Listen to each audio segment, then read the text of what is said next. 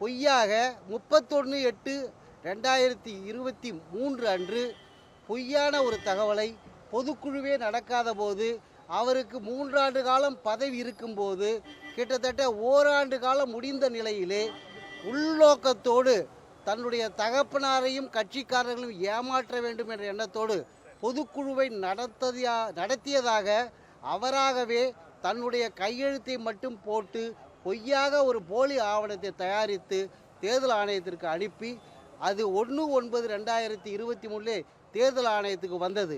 தேர்தல் ஆணையமும் அந்த ஆவணத்தை வைத்துக்கொண்டு எந்த பிரச்சனையும் இல்லாமல் இருக்கும்போது செய்வதைப் போல 4/12/2023 அன்று அந்த ஆவணத்தை ஏற்றுக்கொண்டதாகவும், அதன் அடிப்படையிலே 23லிருந்து 26 வரை அன்புமணி தலைவர் என்ற ஒரு கருத்தையும் கூறியது.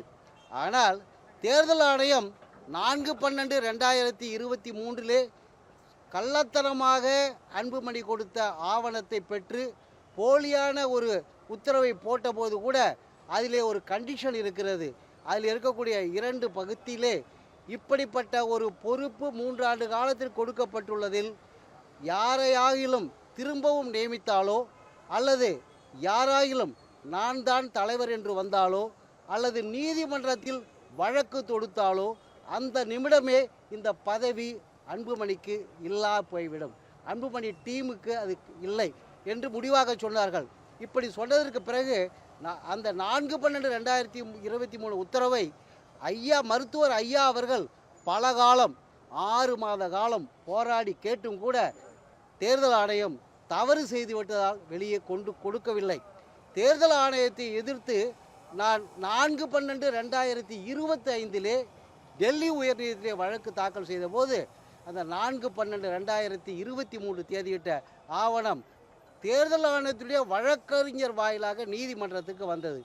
அதில் இருப்பதை பார்த்ததுமே நீதி அரசி அதை பார்த்து அவருடைய பதவி அற்று போய்விட்டது, அன்புமணி பதவியில் இருக்க இயலாது, ஏனென்று சொன்னால் தலைவர் என்ற வேறு ஒருவர் வந்துவிட்டால், வழக்கு தாக்கல் செய்துவிட்டால் அன்புமணியினுடைய டேர்ம் முடிந்து விட்டது, இனி அவர் கோர முடியாது என்று சொன்னது.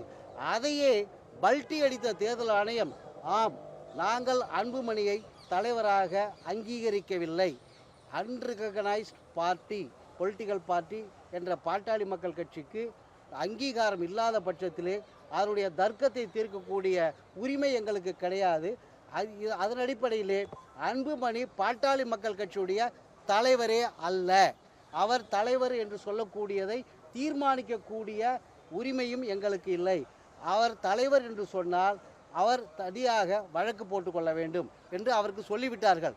நாங்கள் தலைவர் என்று கிளைம் செய்ததால் 27/11/2025 தேர்தல் ஆணையம் ஒரு கடிதத்தை கொடுத்து நீங்கள் தலைவர் என்று சொல்கிறீர்கள், 30/5/2025 தலைவர் சொல்கிறீர்கள், ஆனால் அவர் தர்க்கம் எழுப்புகிறார், நீங்கள் தலைவராக இருப்பதாக சொன்னால் உங்களுடைய கட்சியினுடைய உட்கட்சி விவகாரத்திலே கமிட்டி அமைத்து அதில் உங்களை தேர்வு செய்ய வேண்டும் என்று சொன்னார்கள். டெல்லியினுடைய தீர்ப்பிற்கு பிறகு கடந்த 17/12/2025 ஒரு தலைமை செயற்குழு கூடி செயற்குழு அங்கீகரித்து 29/12/2025 சேலத்திலே நடந்த மாநாட்டிலே மீட்டிங்கிலே மருத்துவர் ஐயா தான் தலைவராக தொடர்கிறார், அவருடைய டீம் தான் தலைவர் பொறுப்பை ஏற்று நடத்துகிறது என்ற ஒரு கடிதத்தை 17/12/2025 தேர்தல் ஆணையத்துக்கு கொடுத்தோம். 30 நாட்களுக்கு முன்பாக கொடுத்து தேர்தல் ஆணையம் அதை பதிவு செய்து கொண்டது. அந்த வகையிலே தேர்தல் ஆணையத்தினுடைய உத்தரவுக்கு இணங்க, அறிவுறுத்தலுக்கு இணங்க மருத்துவர் ஐயா தான் பாட்டாளி மக்கள் கட்சியின் தலைவராக இருக்கிறார். பொய்யையே பேசிக்கொண்டிருக்கக்கூடிய அன்புமணி தரப்பு இந்த உண்மையான ஒரு நிலவரத்தை மக்களுக்கு சொல்லாமல் தாங்கள்தான் கட்சி என்று, தங்களைத்தான் அங்கீகாரம் செய்தார்கள் என்று, தங்களுக்கு தான் சின்னம் இருக்குது என்று பொய்யாக சொல்லி வந்ததை தடுப்பதற்காக இன்னும் ஒருபடி சென்று இன்று சென்னை உயர்நீதிமன்றத்திலே ஒரிஜினல் சைடிலே சிவில் வழக்கு தாக்கல் செய்துள்ளோம். அது மட்டுமல்லாமல் சென்னை உயர்நீதிமன்றத்திலே மாம்பழ சின்னம் பாட்டாளி மக்கள் கட்சிக்கு கொடுக்கப்பட்டுள்ளதை மருத்துவர் ஐயா தலைவராக இருப்பதால் அவருடைய விலாசத்துக்கு அனுப்ப வேண்டும் என்று சொல்லியும் வழக்கு தாக்கல் செய்துள்ளோம். சிவில் நீதிமன்றத்திலே பாட்டாளி மக்கள் கட்சிக்கு மருத்துவர் ஐயா தான் தலைவராக உள்ளார்.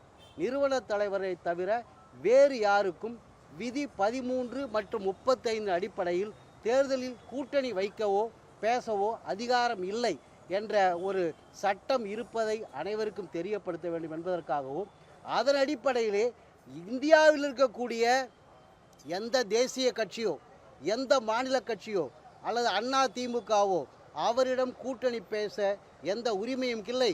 கூட்டணி பேசுவதற்கு யாரும் அவரை அழைக்க சட்ட முகாந்திரம் இல்லை. கூட்டணிக்கு செல்வதற்கு அன்புமணிக்கு எந்த விதமான முகாந்திரமும் இல்லை. அன்புமணி ஒரு தனி மனிதர். அவர் கட்சியை பெயரை உபயோகப்படுத்தக்கூடாது. கட்சி என்பது பாட்டாளி மக்கள் கட்சி என்பது மருத்துவர் ஐயாவிடம்தான் உள்ளது. அவர்தான் தேர்ந்தெடுக்கப்பட்ட தலைவர், அங்கீகரிக்கப்பட்ட தலைவர். இந்த சூழலில் அவரிடம் தேர்தல் கூட்டணி யார் வைத்தாலும் தேர்தல் கூட்டணி வைப்பவர்கள் மீது தேர்தல் ஆணையத்தில் புகார் கொடுப்போம் என்று சொல்லி புகாரையும் கொடுத்துள்ளோம். அது அல்லாமல் நாங்கள் இப்பொழுது தேர்தல் ஆணையத்தினுடைய உத்தரவு இல்லாமல் ஒரு பொய்யான கட்சியை தான் வைத்திருப்பதாக சொல்லி ஏமாற்றி கட்சியிடம் கூட்டணி வைத்துள்ள அன்புமணி மீது சிவில் மற்றும் கிரிமினல் வழக்கு தாக்கல் செய்ய சொல்லியும் புகார் கொடுத்துள்ளோம். அதற்காக சிவில் நீதிமன்றத்திலே, சிட்டி சிவில் கோர்ட்டிலே எங்களுடைய இந்த கட்சியினுடைய பொதுச் செயலாளர் முரளி சங்கரும் கட்சியின் கொடி, சின்னம், கட்சி பெயர், மருத்துவர் ஐயா படம் எதனையும் அன்புமணியோ அன்புமணி தரப்போ உபயோகப்படுத்தக்கூடாது. தேர்தல் நேரத்திலே தேசிய கட்சி ஆனாலும் சரி அல்லது மாநில கட்சி ஆனாலும் சரி எந்த கட்சியும் பாட்டாளி மக்கள் கட்சியுடன் கூட்டணி என்று சொல்லி எந்த கூட்டணி ஏற்படுத்தவும் கூடாது. அப்படி ஏற்படுத்தினால் 1872 வருடத்திய ஒப்பந்த சட்டம், கான்ட்ராக்ட் ஆக்ட் பிரிவு 23 படி அவர்கள் குற்றம் செய்வதற்கு தூண்டியவர்கள் ஆவார்கள். அப்படியானால் இந்த நடைமுறையிலே அதிமுகவில் உள்ள மாண்புமிகு முன்னாள் முதல்வர், இந்நாள் எதிர்க்கட்சி தலைவர் பழனிசாமி அவர்கள் தன்னுடைய மிகுந்த அனுபவம் இருந்தும் கூட இப்பொழுது எந்த அழுத்தத்திற்காக ஆட்பட்டு கூட்டணி அமைத்தார் என்று எங்களுக்கு தெரியவில்லை. அப்படி இருக்கும் பட்சத்திலே அதிமுகவுடைய பொதுச் செயலாளர் அன்புமணியுடன் ஏற்படுத்திய கூட்டணி சட்ட விரோதம் என்பதற்காக வழக்கு தாக்கல் செய்துள்ளோம். அந்த வழக்கு சிட்டி சிவில் கோர்ட்டிலே உள்ளது. பிளே ஸ்டோர் மற்றும் ஆப் ஸ்டோரில் இருந்து பாலிமர் செயலியை QR கோடு மூலம் பதிவிறக்கம் செய்யுங்கள். செய்திகளை உடனுக்குடன் பெறுங்கள்.